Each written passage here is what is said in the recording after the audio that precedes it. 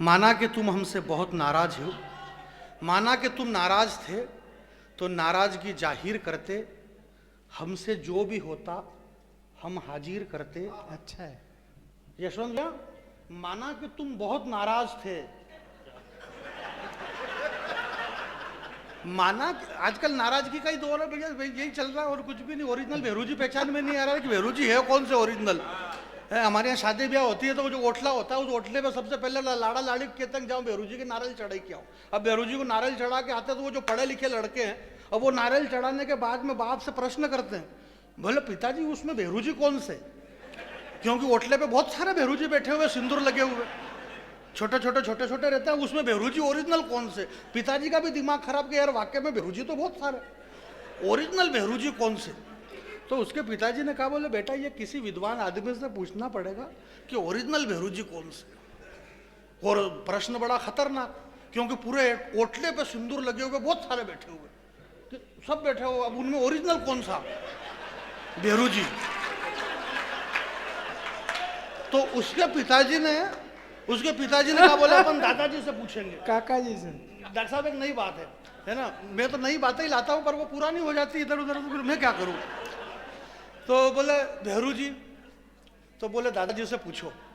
बहुत बढ़िया मजेदार बात है साहब, बहुत अच्छी बात है, क्योंकि मैं फिजूल की बातों में टाइम नहीं बिगाड़ता हूँ, क्योंकि इस देश के अंदर जो भी हुआ अभी इन्होंने अभी सही साढ़ बात की, नहीं तो सही कहने की किसी की हिम्मत भी नहीं है। मैंने इसीलिए कहा कि आप बंद कर देना, शहीदों का अपमान करते हैं 2 कौड़ी के लोग। और अभी क्या है, कई बार हमारे पास में जो भाईचारा है दुनिया में किसी के पास नहीं है। पूरा देश अभी चिल्ला रहा है, फेसबुक वाले सब लोग एक ही बात पे चिल्ला रहे, बोले इस कंगना रनौत को ये क्यों दिया, कंगना रनौत को पद्मश्री क्यों दी, ये नाचने वाली नचनिया को क्यों दी, ये नाचने वाली नचनिया। अरे यार फेसबुक पे तुम लिख रहे हो कंगना रनौत नाचने वाली नचैया, भाई हम लोग कवि है तो हमारा काम है कविता पढ़ना। वो फिल्म स्टार है, कवि उसका काम नाचने का है।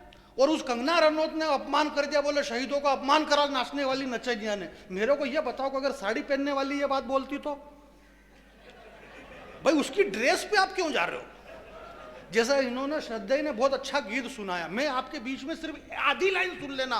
कविता अपनी जगह और परफॉर्मेंस अपनी जगह, उसकी ड्रेस उसकी जगह, उसका काम उसकी जगह। अब जैसे ही कंगना रनौत को पद्मश्री मिली तो दूसरे छोरों ने फेसबुक पे डालना उसके वो जो फोटो है कंगना रनौत के सिगरेट वाले, ये डाल के फेसबुक पे सिगरेट वाले। तो इनका भी दिमाग खराब हुआ, इन्होंने बदले में वो नेहरू जी का सिगरेट वाला फोटो दिया फंसा के। अभी फेसबुक की लड़ाई चल रही है, मतलब सबको मालूम है यही चल रही है अभी। इधर से कंगना रनौत वो थोड़े कम कपड़े, और उधर वाले वो नेहरू जी सिगरेट वाला। तो इन्होंने फिर दूसरा फंसा दिया। अब इनके पास में खत्म हो गया, क्योंकि नेहरू जी का एक ही फोटो। नेहरू जी बड़े पक्के आदमी थे, हो सकता है उन्होंने एक ही बार सिगरेट में फोटो लिया हो। अब ये बेचारी बोली डाली, इसके तो हजारों फोटो मर्जी पड़े, इतने खींचो कंगना के है? बात कुछ भी नहीं है, बात यह कि ये भाईचारा है।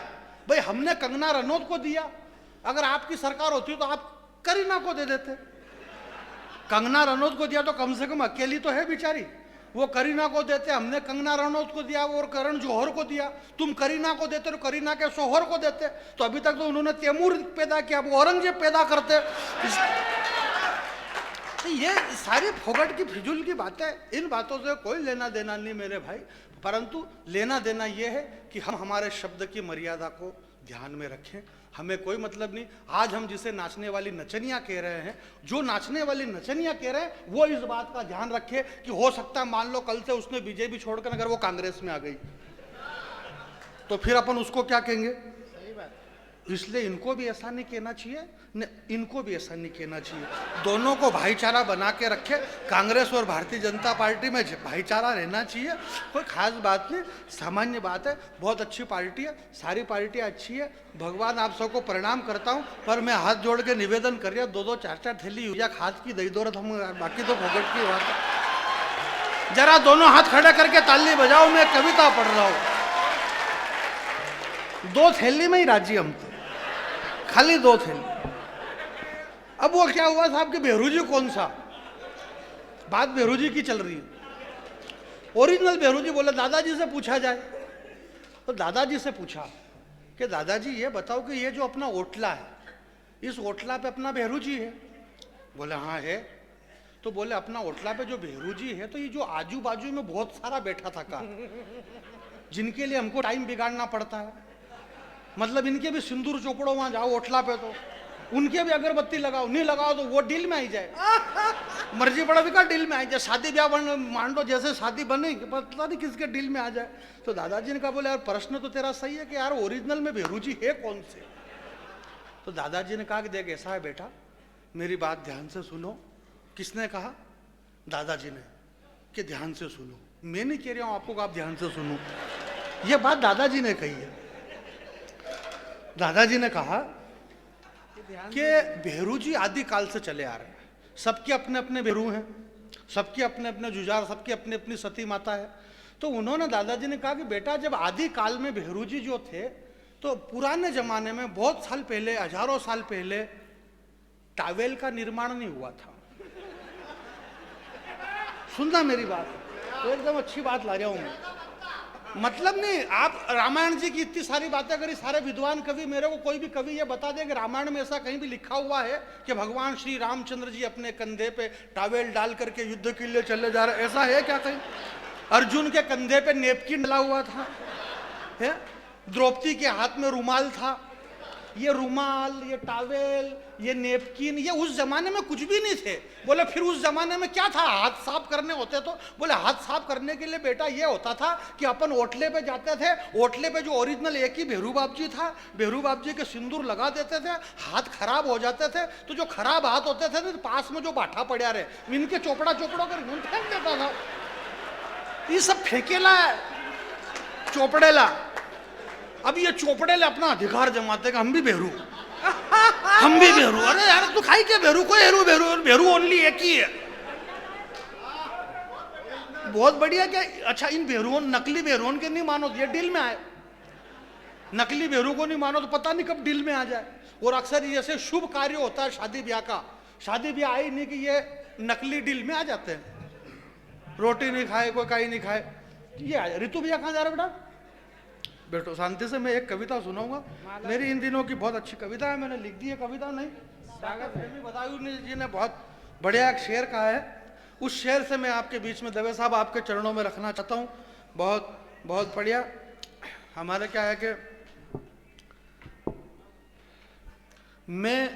मुझे पता है तू नाराज है तो नाराजगी जाहिर करते, मुझे पता है तू नाराज है तो अपनी नाराजगी जाहिर करते, हमसे जो भी होता हम तुम्हारे आगे हाजिर करते, परंतु क्या फायदा रोज रोज की ऐसी हरकत से, कुछ तो ख्याल रखो अपने घर की बरकत से।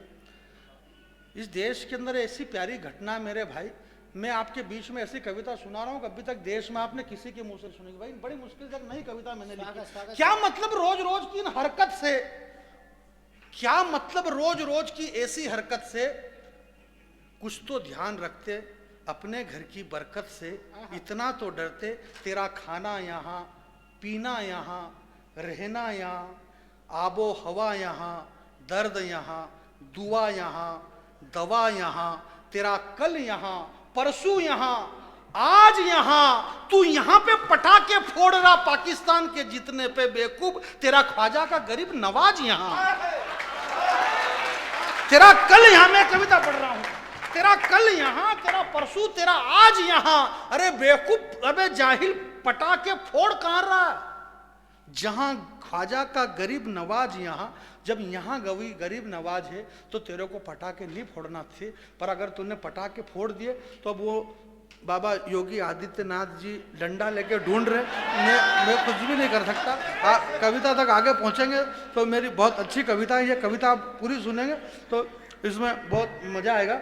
शशि भी आपकी चाय आ गई, परशुराम जी चाय लेकर के आ गए, चाय लीजिए, परशुराम जी पिलाई दीजिए, सुनिएगा। तेरा आनंद लेते हुए सुनो यार, बीच बीच में यूँ ऐसा करो तो मेरा कॉन्फिडेंस लूज होता है, क्योंकि आज एक तो पहले से मेरी मानसिकता नहीं थी कविता। यहाँ मैं लाड़ सिंह जी के शहर में आया हूँ दादा के, यार इनको देखते ही मेरे को पता नहीं क्या क्या हो जाता है, मैं बड़ा भावुक हो जाता हूँ। भाई साहब कहाँ जा रहे हो आप दोनों उठ के? प्लीज भाई साहब, नहीं आप जाओ तो मेरे को कोई दिक्कत नहीं, पर आपको बोलना पड़ेगा आप जा कहाँ रहे हो। नहीं कल से कुछ भी हादसा हो जाए तो जवाब कौन देगा? इस तरह से लोग बीच बीच में से उठ के जाने से नुकसान होता है, आप समझ ही नहीं रहे। बीच में से कभी नहीं जाना चाहिए, नुकसान होता है? बीच में से उठ के गए तो नुकसान होता है कि नहीं? नुकसान होता है। इसलिए बीच में से मत उठो। और सुनो आप कि ये मेरे पुराने प्यारे मित्र, ऐसे कैसे बदल गया रे तेरा चरित्र, तू भूलने का इतना आदी कैसे हो गया है, शायद तूने कुरान ढंग से नहीं पढ़ी इसीलिए जेहादी हो गया है। वाह, शायद तूने, ताली मत बजाओ, इसमें ताली बजाने की कोई जरूरत नहीं है। बहुत सामान्य कविता है, मैं इतना भी कोई छोटा कवि नहीं हूँ। कई बार भावुकता में मैंने पहले बोल दिया, हमारे नरेंद्र अटल जी ने बोल दिया 4-6 दिन पहले, बोले मैं बहुत छोटा कवि हूँ, एक गीत से शुरुआत कर रहा हूँ। इन्होंने तो बोल दिया प्रोग्राम के बाद में, इनके आयोजक ने 2000 रुपये काट लिए। बोले छोटा है तो काट लो, क्या मतलब है यार, काटपीट हो जाती छोटे में। तो मैं, ये दो चीज़ों से बहुत नुकसान होता है। एक तो ये बोलना कि मैं छोटा हूँ छोटा हूँ, एक और बहुत बोला जाता कवि सम्मेलन में, बहुत मतलब वो शब्द बहुत ही बोलते हैं कवि लोग। बोले आपके बीच में एक मालवा का बेटा आया हुआ है, ये भगत सिंह का बेटा है, ये महाराणा प्रताप का बेटा राजस्थान की। ऐसा बोलने से भी एक बार मेरा नुकसान हो गया। इन्होंने क्या, बोले अब आपके बीच में मालवा का बड़ा लाडला बेटा आया हुआ है। इन्होंने बोल दिया कवि सम्मेलन के बाद में, मैं मेरे घर गया और चेक लगाया बैंक में, तो वो चेक बाउंस हो गया। मैंने कहा यार चेक बाउंस क्यों हो गया? बोले यार तुम्हारा नाम जानी बैरागी, पिता लक्ष्मण दास बैरागी, यहाँ तो मालवे का बेटा लिखा हुआ है। तुम्हारे पिताजी कौन से? मालवा के लक्ष्मण दास। तो ये नकली बात है। जैसे भुवन जी ने कहा नहीं कि मैं क्यों बोलूं कि मेरा भाई है ये, इसलिए ये नकली बात है। कोई भाई बहन कोई कुछ भी नहीं, जो जहाँ है उनको वहीं रहने दो, तो मैं उनको वहीं रहने देता हूँ। और अपनी बात पे आता हूँ। मेरे शशि भैया भी कविता पढ़ेंगे, मालवा का बेटा है, मालवे का बेटा, नुकसान हो जाता है इसमें। तो जो मालवे का बेटा है उन्हीं को रहने दो, मैं तो मेरे पिताजी का बेटा हूँ। और अपन अपने पिताजी को क्यों छोड़े, जो है वही बढ़िया भैया। नहीं, इस चक्कर में मैंने, नहीं तो देखो माँ पे कविता लिखी, माँ पे मैंने इसलिए नहीं लिखी कविता, मैंने कभी पिताजी पे कविता नहीं लिखी, मैंने गौ माता पे कविता नहीं लिखी, और इन तीनों पे इसलिए नहीं लिखी मैंने क्योंकि माँ मेरे घर में है। आज 4 महीने हो गए, रक्षाबंधन के दिन फिसल गई, उसकी कमर टूट गई, बिस्तर पे है, 4 महीने से मैं उसकी सेवा कर रहा हूँ, दूर कहीं जा नहीं पाता हूँ उसको छोड़ करके। जब माँ की सेवा कर रहे हैं तो कविता लिखने से क्या मतलब है? पिताजी की सेवा मैंने करी, फिर उन पे कविता क्यों लिखे? गाय मेरे घर में, मेरे पिताजी की पिताजी गाय अपना घर में, सारी गाय हैं, गाय है, बेल है, भैंस है, अछड़े बछड़े केड़े सब है। अब उन पे कविता करने से क्या मतलब है? आप काम करो, नहीं खाली फोकट की बातें करने से क्या लेना देना। काम में विश्वास होना चाहिए मेरे भाई। इस देश के अंदर काम में आवश्यक जरूरी है, बात करने से कुछ भी नहीं होगा। जोर जोर से मैं इसलिए बोल रहा हूं क्योंकि जोर से बोलने से ही हो सके कभी ताली बजे तो बजे, परंतु नहीं बजती है, नहीं बजती है। काम देखते हैं आज के ज़माने में, आज के ज़माने में काम देखा जाएगा। ये काम है तो काम मैं आपको बता रहा हूं कि इसलिए ये काम करना चाहिए। ये मेरे पुराने प्यारे मित्र, ऐसे कैसे बदल गया रे तेरा चरित्र, तू भूलने का इतना आदी कैसे हो गया है, शायद तूने कुरान ढंग से नहीं पढ़ी इसीलिए जेहादी हो गया है। माँ की कोख से पहला कदम तूने इसी धरती पर रखा है, वाह, इस मिट्टी के स्वाद को तूने कई बार चखा है। तेरे अब्बू की उंगली पकड़ करके इस धरती पर तू घूमा है, ठोकर लगी तो सैकड़ों बार इस मिट्टी को तूने चूमा है। इस गांव के गलियों के चबूतरे पर तूने कई रातें काटी है और तुझे पता ही नहीं यार, ईद की सेवैया तूने मेरे घर तक आकर के बांटी है। यह हिंदुस्तान है मेरे भाई, इस हिंदुस्तान के ऊपर कोई भी उंगली नहीं उठा सकता। हमारे बड़े भैया ने बताया ना, यशवंत भाई ने, कि ये हिंदुस्तान ऋषि मुनियों का हिंदुस्तान है, ये हिंदुस्तान के संस्कार है, ये सिर्फ हिंदुस्तान में होता है मेरे भाई। जब हनुमान जी ने अशोक वाटिका उजाड़ी तो पर्यावरण विभाग वाले ने हनुमान जी को पकड़ लिया, रावण के वहां खड़ा किया, हनुमान जी से बोले अपराध क्या? बोले आपको भूख लगी थी, बात को ध्यान से सुनना, बोले आपको भूख लगी थी तो आपको फल खाना था, आपको वृक्ष तोड़ने की जरूरत नहीं थी। ज्ञानियों में अग्रज हैं आप इतने महान ज्ञानी होने के बाद आपने वृक्ष को उखाड़ उखाड़ करके फेंक दिए। हनुमान जी ने भी कहा कि बात तो सही कह रहे हो भाई, भूख लगी थी तो फल तोड़ के खा लेना था, ये वृक्ष तोड़ने की और उखाड़ने की जरूरत क्या थी? तो हनुमान जी ने जो बात कही मेरे भाई, वो बात मैं आपके बीच में कह रहा हूं। यहाँ पे शायद किसी को ये बात मालूम नहीं है, और मालूम इसलिए नहीं है क्योंकि ये मैं कह रहा हूं, मेरे को ही मालूम थी जो मैं आपको कह रहा हूं। हनुमान जी ने कहा कि ये वृक्ष मैंने क्यों उखाड़े?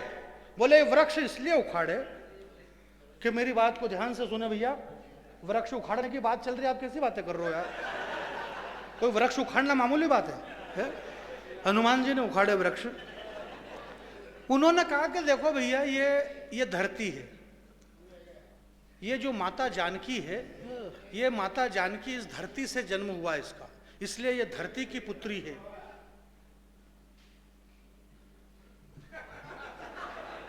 ये माता जानकी धरती की पुत्री है, धरती से सीता जी का जन्म हुआ है। और ये जो वृक्ष खड़े हुए हैं, ये भी वृक्ष इस धरती से खड़े हुए हैं, ये धरती के पुत्र हैं वृक्ष। और एक बहन अविरल धारा, माता जानकी एक बहन रो रही है, और ये वृक्ष जो भाई हैं इसके, ये ठूठ बन करके खड़े हुए हैं। जब बहन रोती है और भाई ठूठ बन के खड़ा रहे तो उसे जिंदा रहने का कोई अधिकार नहीं है। हनुमान जी ने सारे वृक्ष उखाड़ करके फेंक दिए।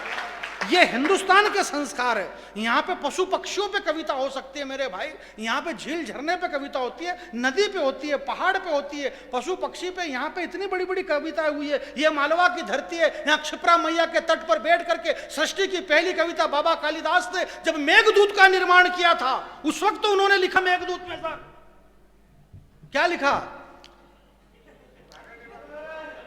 भाई? वो लिखा क्या, वो वहीं रहते थे तो इसलिए उन्होंने वहां बैठ करके लिखा, वो जहां रहते थे वहां लिख देते।